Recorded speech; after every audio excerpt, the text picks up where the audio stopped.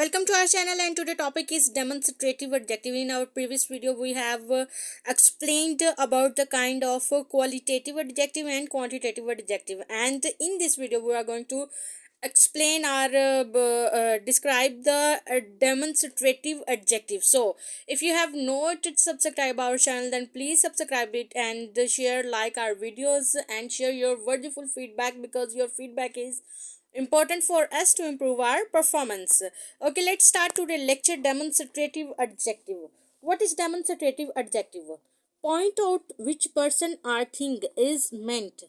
हम इसमें उस पर्सन को या थिंग को पॉइंट आउट करते हैं जिसके बारे में हम बात कर रहे हैं, या हमारे कहने का मतलब होता है as this boy is stronger than Hari. Okay, ये हम दिस बॉयज मतलब जो हमारा करीब है लड़का, हम उसको पॉइंट आउट कर रहे हैं कि ये लड़का जो है ये हरी से ज़्यादा स्ट्रोंगर है. That boy is industrious. Okay, जो दैट बॉय यानी वो लड़का जो है वो इंडस्ट्रियस है या बहुत ही सनतकार है, या जो भी है. दीज मैंगोज आर सोर मीन्स डेमोन्स्ट्रेटिव. जो हमारे पास है चीज़ या जो हम देख रहे हैं, जिसको हम पॉइंट आउट करके बताते हैं, वो किसको हम डेमोन्स्ट्रेटिव एडजेक्टिव कहते हैं.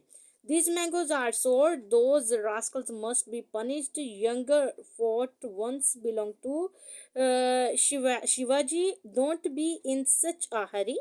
आई हेट सच थिंग्स, यानी सच इस तरह की चीज़ें या इस तरह की चीज़ों से मुझे नफरत है, या इस तरह जल्दी मत करो, दिस एंड दैट.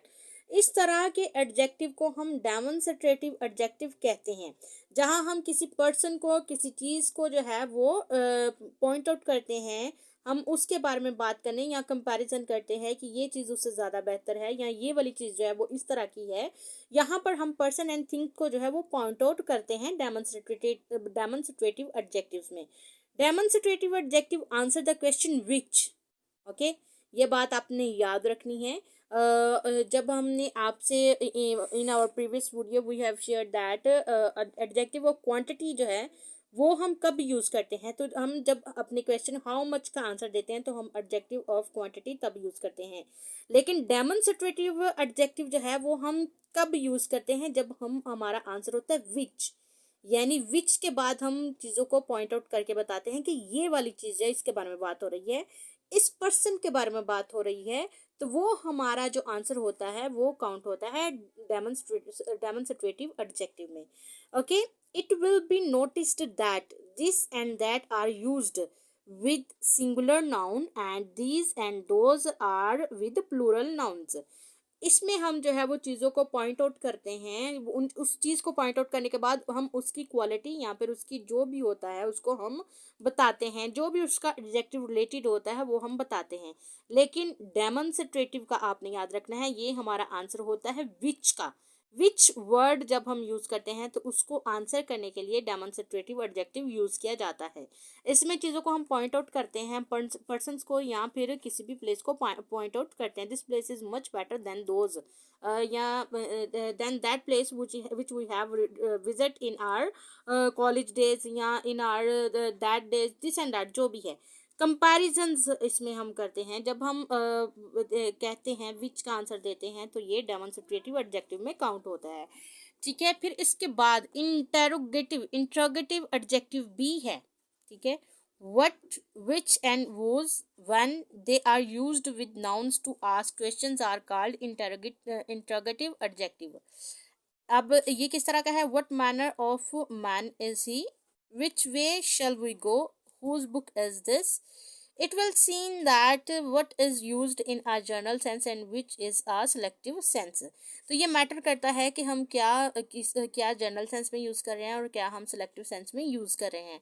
फिर उसका आंसर देने के लिए हम जो यूज़ करते हैं वो हमारा इंट्रोगेटिव एडजेक्टिव होता है. इंट्रोगेटिव का हमें पता है जिसमें कोई क्वेश्चन हम पूछते हैं. ठीक है, लेकिन जब हम इस तरह करते हैं तो इस तरह की इंट्रोगेटिव हम स्टेम यूज़ करते हैं जिसमें कोई चीज़ जो है वो बयान की जाती है, किसी चीज़ की जो क्वालिटी या कुछ पूछा जाता है.